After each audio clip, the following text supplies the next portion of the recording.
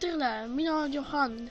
Täna filmin ma, kuidas spaanida skeletthobust. Siin on mingi skeleton. Skeletoni elu otsa lõppenud. Okei, ükskõik. Et kuidas siis spaanida sellist asjandust, skeletthobust. Ja see ei ole mood. Ja siis... Oi, metsas on ka üks. Mis teed seal?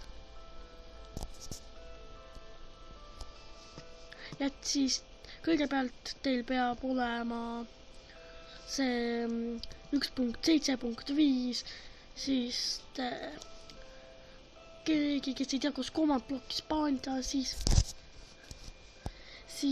käib niimoodi. Võtate niimoodi. Oi. Give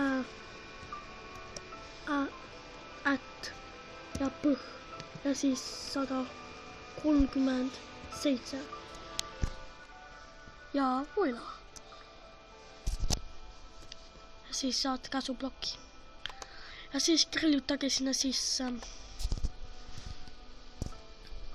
summon entity horse 0 1 0 tipe :4 ja siis pange selle nupp külge ja